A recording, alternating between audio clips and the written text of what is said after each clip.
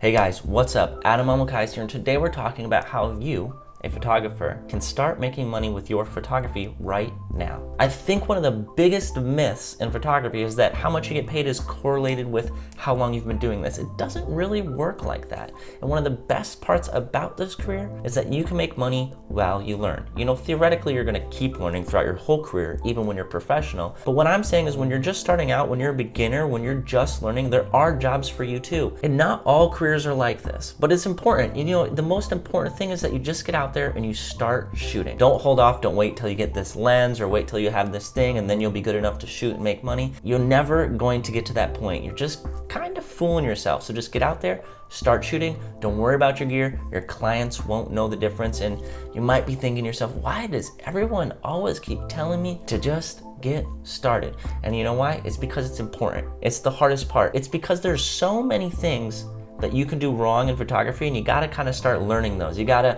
forget your memory card here. You gotta forget to charge your battery there. And that way, once you figure all those things out and you start getting clients that you care about, that you want to hire you more, that you want to leave a good impression with, you won't make those rookie level mistakes. You will have already figured those things out. That's why it's important to get started. So the best way to get started is to start local. And that means you start with your friends, your family, religious groups, sports team. You start reaching out to everybody and saying, I am a photographer. I could take photos for you. Get used to saying that to yourself. I am a photographer. And get used to saying that to other people, actually, more importantly. I'm a photographer. This is what I do.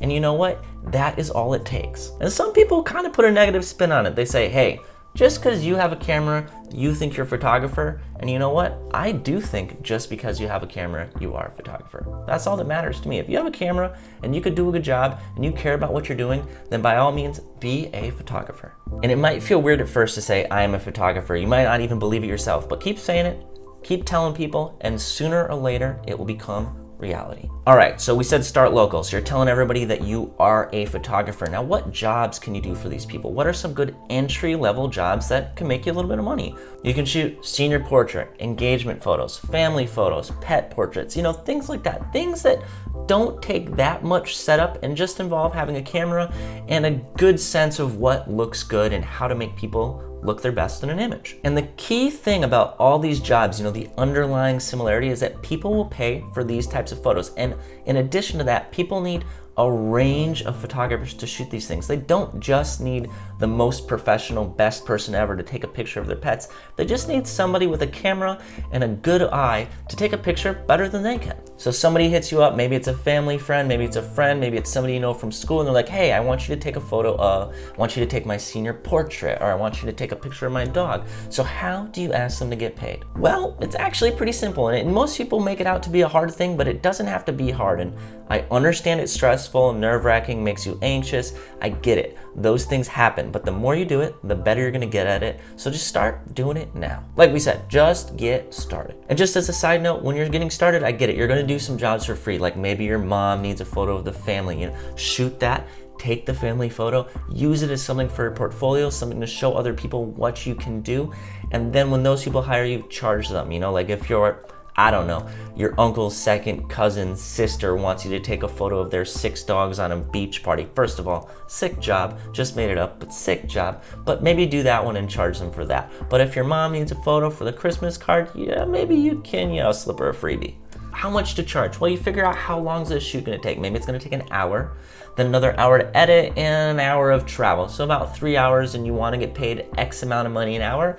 Do a little multiplication, and that is how much you charge them. There's nothing more to it. It doesn't have to be a big, crazy task. Just make it simple, get paid, get your money, and move on. Now, a lot of people, when they get to this point, get worried about contracts. You know, people tell me, hey, you need to get contracts signed so people can't screw you over. But let's be real. Like if John and Kim hired you to take their engagement photos for a couple $100s, you're not taking them to the judge and suing them if they don't pay you. That's not happening. And you know, more often than not, you're never going to get to that point. But you don't really need a contract. You just need, I would call it more of an agreement. An agreement is just basically an email where you have a meeting of the minds. So what do you put in that email? Well, you keep it pretty simple and straightforward. And what you do is you put who, what, where, when, how much, and final product. 6 things. That's all there is to it. So an example could be something like this. All right, let's type an email up quick. Hey Mark, Adam here, excited for the photo shoot on Wednesday the 5th. Looks like we're good to go to start shooting at 2 p.m. in Balboa Park. Let's plan on meeting by the fountain.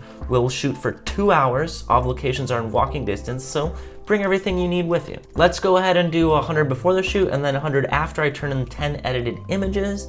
Does that work for you? If you have any questions, feel free to give me a call or shoot me an email. See you soon. That's all there is to it. We covered all our bases. We kept it really simple, straightforward. You know, we're humans here. We're just working with other people. It doesn't need to be a big legal document that you send to somebody and have them sign. Don't worry about that. That's just gonna scare people away and ruin your relationships. Just keep it simple, do what makes sense, and keep shooting. Okay, so let's say you've been doing all that. You're photographing your friends and family. You're getting paid. You're shooting some senior portraits. Everything's kind of growing. Your network's growing. You're like, all right, I got the hang of this. I'm making a couple $100 a month. Yeah, I'm buying new gear, stuff like that. How do you grow? How do you grow your network from outside your friends and family? Well, it's time to start reaching out to local businesses or anything along those lines. Think of it as you want to start reaching out to the friends of your friends, because I always say it's good to avoid cold introductions. And that means if you photographed Mark and Mark knows Kelly and now you want to shoot Kelly's restaurant, instead of just emailing Kelly and be like, hey, I want to photograph your restaurant for your Yelp page, say, hey Mark, can you introduce me to Kelly? Can you put in a good word for me? And that is how networking works. So do that. Avoid cold introductions. Some local businesses you could photograph. You can photograph local restaurants, clothing stores, maybe some product images from businesses. Basically, if somebody has an idea or product to sell, they need content. And feel free to just reach out to these people. See if they need anything photographed. You never know who might say yes. And you're gonna get turned down. That's okay. There's nothing wrong with that. It's totally normal. Get used to it now. I know it's a hard one to get used to, but it'll go a long way because it's not gonna stop happening. It happens to all of us. All right, so you got your jobs rolling in, you're making money, you're working with local businesses, you're meeting people, everybody knows you as the photographer. How can you level up from here? Well, you invest in yourself. What are some good things to invest in?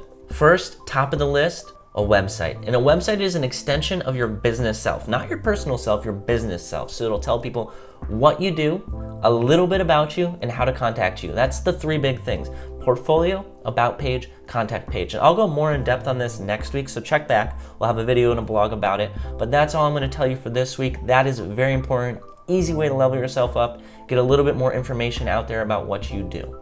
In addition to that, you can upgrade yourself. You know, we have YouTube these days. We have endless amounts of learning resources out there. Always get in the habit of, perfecting your craft, seeing how you can get better, exploring the details, and don't ever stop, because a lot of people will get comfortable, be like, all right, I'm good enough, I don't need to get any better.